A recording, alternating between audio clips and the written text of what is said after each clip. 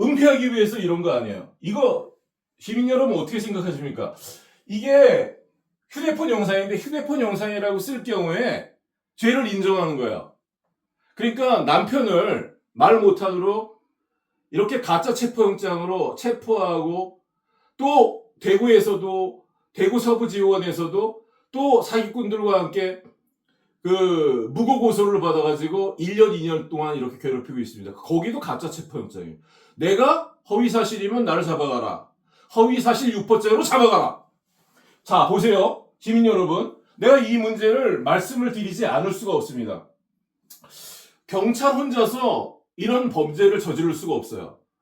이 범죄는요, 집단이 카르텔을 이루고 막 끌어들여서 국가수, 도로교통공단, 보험회사, 금융감독원, 경찰청, 포렌식하는 직원들 다 끌어들여서 하는 짓입니다. 이거.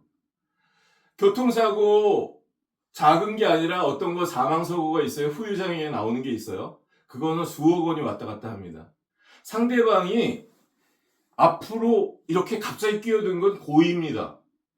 여기 길이 넓은데 왜 지나갈 때 이쪽으로 확 끼어들어요. 그리고 끼어든 것까지는 뭐 실수라고 해도 왜 그 영상을 조작해서 그 끼어든 장면, 뒤에서 앞으로 앞지르기 한 장면을 잘라버립니까? 그 영상 조작한 거거든요. 그러면 어떻게 되느냐? 뒤에서 앞으로 끼어든 거를 영상을 잘라버리면 원래는 이 사람이 고의로 들어와서 이 사람이 가해를 한 거예요. 원래 영상은. 그런데 요거 뒤에서 갑자기 뛰어들어온 그 장면을 싹 잘라버리면 어떻게 되냐면 뒤에 있는 사람이 가다가 꽝 한 거예요. 그럼 완전히 추돌을 세워보자. 그렇게 만드는 것입니다. 가피를 뒤집어 버리는 것입니다. 한 사람이 죽었다든지 후유장애가 생겼다든지 거기에 몇 사람이 타고 있는데 아프다든지 그러면 수억 원이 왔다 갔다 할 것입니다. 만약에 경찰이 이렇게 국가수를 끌어들여서 이런 조작 영상을 만들어서 이게 위변조된 영상이 아니다. 이게 휴대폰 영상이 아니라 블랙박스 영상이다. 뭐 이렇게 감정서를 이런 식으로 받는다면 우리나라 그 사법은 다 무너질 수밖에 없어요. 그 어떤 위조지폐가 발견되면 은행으로 갖고 와서 감정을 받는 거죠. 근데 그걸 감정해줘야 되는 곳에서 위조지폐를 발행하는 거죠. 그래서 그게 당신이 발행했어. 그리고 공무원이 발행한 거 사진 딱 찍어서 갖다 줬는데 좋다. 그럼 감정을 해보자. 그리고 그 적폐공사에 감정부에다 보내가 감정서를 받았어. 이거는 위조지폐가 아니라 이건 원본이었기 때문에 위조 여부를 알 수가 없다. 그리고 이거는 뭐 휴대폰 뭐 위조지폐인데 위조지폐가 안 그러고 요거는 정상지폐다. 뭐 아니면 위조지폐 여부를 알 수가 없다. 뭐 이렇게 애매한 말을 써놓으면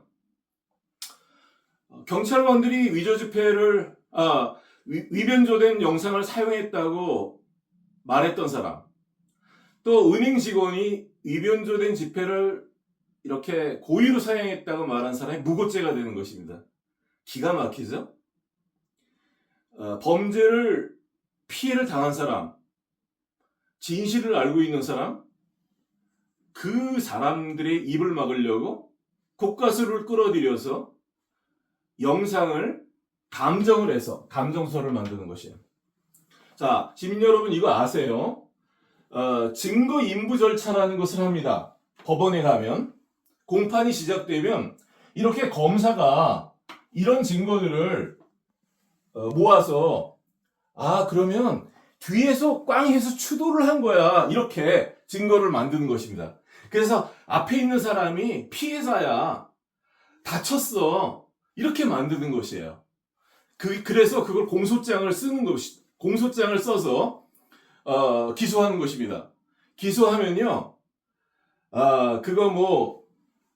기소하면 판사는 공소장을 보고 그 공소장에 근거가 되는 증거 기록을 보고 사실관계를 파악해서 이렇게 재판을 하는 과정 가운데 이렇게 판결을 하는 것입니다.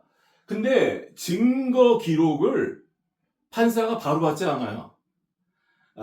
이렇게 피의자 방어권, 피의자가 이제 증거 의견을 냅니다. 내가 이 증거에 동의합니다. 그러면요, 동그라미 치면 그건 뭐 따지지도 않아요. 그냥 쓰는 거죠. 근데 X 표시를 하잖아요. 그럼 거기다가 의견을 씁니다. 이거는 좀 위변조된 것 같아요. 이거는 진술이 포함됐는데 형법 제 310조 뭐에 따라서 진술이 포함된 것은 내용 부인합니다. 뭐 이러면 또 법에 따라서 이번 형사소송법 개정됐기 때문에 그건 이제 증거로 못 쓰는 거죠. 그런데 참 이 공판이 원래 한 1, 2개월이면 끝나야 돼요. 근데 지금 횟수로 2년이 됐습니다. 그냥 연수로 2년이 됐고 한 지금 이렇게 뭐 1년이 지났죠 지금. 그러면서도 증거인부도 되지 않았습니다. 판사가 계속 바뀌어요. 판사가 1년 이상을 끌고 오다가 한 번, 두 번 이렇게 만났는데 증거인부도 끝내지 않고 다른 판사로 바꿔버렸어요. 지난번에 가보니까 판사님이 그런 말씀을 하세요. 증거 기록 쪽에 일부를 이렇게 빼겠다는 말씀을 하시더라고요. 제가 충격을 받았습니다. 제가 피고석에 앉아있는 게 아니라 저희 집사람이 앉아있고 저희 집사람이 한국말을 잘 못 알아듣는 게 있거든요. 그래서 그 의미를 모르겠어요. 저희 아내는. 저는 들으면서 깜짝 놀랐습니다. 이 증거 기록은 이거 이미 처분이 끝난 거거든요. 약식명령은 처벌입니다. 법원에서 처벌한 것입니다. 판시가 끝난 것입니다. 말하자면 병원에서 어떤 사람을 수술했어요. 다리를 잘랐습니다. 그러면 진료 기록이 있어요. 수술 기록도 있고 검사 기록도 있고. 근데 그 수술이 잘못됐어요. 그게 불법적인 수술이었어요.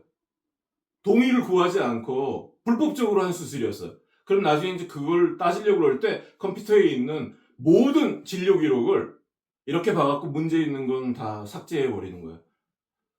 이 증거 기록은 검사가 피고인의 유죄의 증거로 이렇게 수집한 거죠.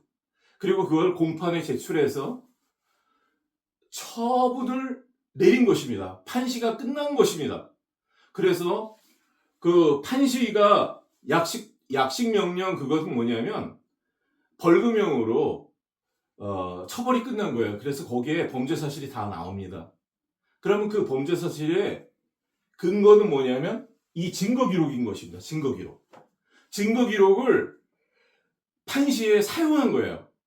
다 사용한 다음에 이게 부당하다고 해서 정식 재판을 청구했더니 이 증거 기록 중에 일부를 삭제한다든지 없애버리려고 한다는 것은 전 볼 때 깜짝 놀랐어요. 우리 사법부가 이렇게 하는 거.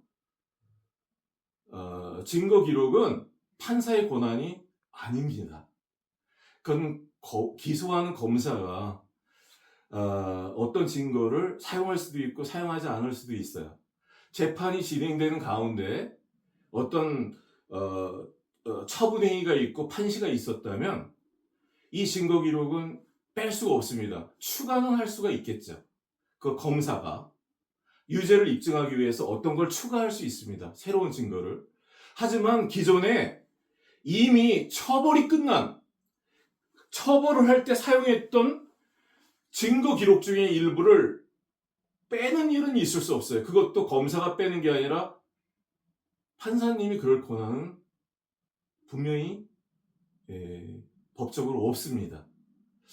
판사님의 권한은 검사가 기소할 때 공소장에 나와 있는 사실관계 그리고 증거 또 피고인의 의견 이런 것들을 취합해서 법과 양심에 따라서